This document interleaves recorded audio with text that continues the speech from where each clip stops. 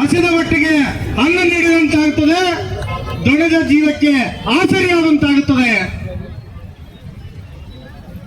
ಬರೇ ಭಾಷಣದ ಉದ್ದಕ್ಕೂ ನಾವು ದಲಿತರ ಪರ, ದಲಿತರ ಉದ್ಧಾರಕ್ಕಾಗಿ ನಮ್ಮ ಸರ್ಕಾರ ಅಂತ ಹೇಳ್ತದೆ. ಬಂಧುಗಳೇ, ಇವತ್ತು ನಿಜವಾಗಿ ಬೀದಿಗಿಳಿದು ಕಸವನ್ನು ಬಾಚುತ್ತಾ, ಮಲವನ್ನು ಓಡುತ್ತಾ, ಸಾರ್ವಜನಿಕರಿಗೆ ಆಮ್ಲಜನಕವನ್ನು ನೀಡುವ ನೀರು ಸರಬರಾಜು ನೌಕರರನ್ನು ಸಹ ಕಡೆಗಣಿಸಿ ಇವತ್ತು ಮನೆ ಮನೆಗೆ ಕಸ ಸಂಗ್ರಹಿಸುವಂತ ವಾಹನ ಚಾಲಕರನ್ನು ನಿರ್ಲಕ್ಷಿಸಿ ಇವತ್ತು ನಮಗೆ ಮಲತಾಯಿ ಧೋರಣೆಯನ್ನು ಮಾಡ್ತದೆ.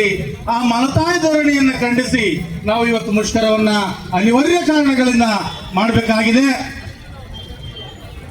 ಇವತ್ತು ನಾನು ಬೀದರ್ ಜಿಲ್ಲೆಗೆ ಅನೇಕ ಬಾರಿ ಭೇಟಿ ಕೊಟ್ಟಿದ್ದೇನೆ. ಆದರೆ ಇವತ್ತು ಅನಿವಾರ್ಯವಾಗಿ ಇಡೀ ರಾಜ್ಯದ 313 ನಗರ ಸ್ಥಳೀಯ ಸಂಸ್ಥೆಗಳ ನೌಕರರ ನೋವುಗಳನ್ನು ಹೊತ್ತು ಬೀದರ್ಗೆ ಬಂದಿದ್ದೇನೆ.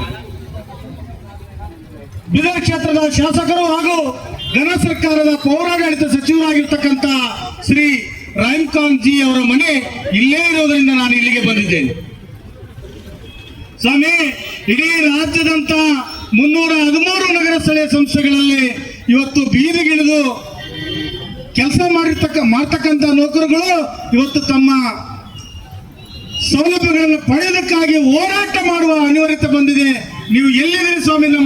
ನಿಮಗೆ ನಾವು ಮಾಡ್ತಕ್ಕಂಥ ಹೋರಾಟ ನಿಮ್ಮ ಕಣ್ಣನ್ನ ಕಾಣ್ತದೋ ಅಥವಾ ಇಲ್ಲ ಅಂತೇಳಿ ಇಲ್ಲೇ ಇವತ್ತು ಏನು KDB ಸಭೆ ಮಾಡ್ತಾರಂತೆ, ಆ KDB ಸಭೆಗೆ ನಾವು ಮಾನ್ಯ ಸಚಿವರನ್ನು ಬಿಡುವುದು ಬೇಡ ಬಂಧುಗಳೇ.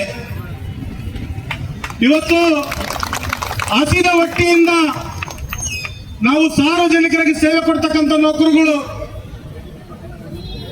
ಇವತ್ತು ಈ ಗುತ್ತಿಗೆ ಪದ್ಧತಿಯನ್ನು ತಂದು ಏಜೆನ್ಸಿಗಳನ್ನ ಸಾಕುವಂತ ಸರ್ಕಾರ ಇವತ್ತು ನಾನು ದುಡಿದಿರ್ತಕ್ಕಂಥ ರೊಕ್ಕವನ್ನ ನನ್ನ ಖಾತೆಗೆ ನೇರವಾಗಿ ಕೊಟ್ಟು ನನ್ನ ನೇರ ಪಾವತಿ ಮಾಡುವವರೆಗೂ ನಾವು ಬಿಡೋದು ಬೇಡ.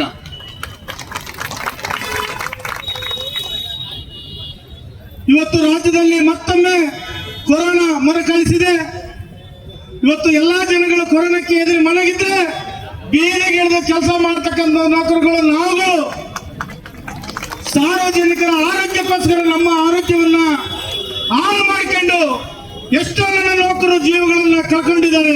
ಅವರ ಕುಟುಂಬಗಳು ಬೀದಿ ಪಾಲಿ ಬಂದಿದೆ. ಇವತ್ತು ಎಷ್ಟೋ ರೋಗ ರುಜಿನಗಳಿಗೆ ಬಂದು ನನ್ನ ನೌಕರರು ಸಾವನ್ನಪ್ಪಿದ್ದಾರೆ. ಇವತ್ತು ಇಂಥ ಜೀವಿಗಳಿಗೆ ನೀವು ಜ್ಯೋತಿ ಸಂಜೀವಿನಿ ಕೊಡ್ಲಿಲ್ಲ ಅಂದ್ರೆ ಇನ್ಯಾರಿಗೆ ಕೊಡ್ತೀರಾ ಸ್ವಾಮಿ ನೀವು ಜ್ಯೋತಿ ಸಂಜೀವಿನಿ? ಮಾತೆತ್ರ ಹೇಳ್ತೀರಿ. ಪೌರ ಕಾರ್ಮಿಕರು, ನಗರದ ಪ್ರಥಮ ವೈದ್ಯರು, ಒಬ್ಬ ಡಾಕ್ಟರ್ ಕಾಯಿಲೆ ಬಂದ ನಂತರ ಅವರಿಗೆ ಚಿಕಿತ್ಸೆ ಕೊಡ್ತಾನೆ. ನೀವು ಸಾರ್ವಜನಿಕರಿಗೆ ಕಾಯಿಲೆಗಳು ಹರಡದಂತೆ ಸ್ವಚ್ಛತೆಯನ್ನ ಮಾಡ್ತೀರಿ. ನೀವೇ ಪ್ರಥಮ ವೈದ್ಯರು ಅಂತೇಳಿ ನಮಗೆ ಹೇಳ್ತೀರಿ.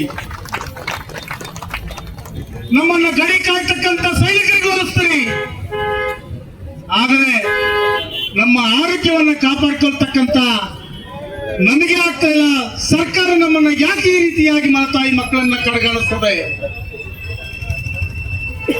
ನಾವು ಈ ಭಾರತದ ಪ್ರಜೆಗಳು, ನಮಗೂ ಹಕ್ಕಿದೆ. ನಮ್ಮ ಹಕ್ಕನ್ನು ಕೇಳ್ತಕ್ಕಂಥ ಪರಿಸ್ಥಿತಿ ನಮಗೆ ಇವತ್ತು ನಿಮ್ಮೆದುರಿಗೆ ಬಂದಿದೆ.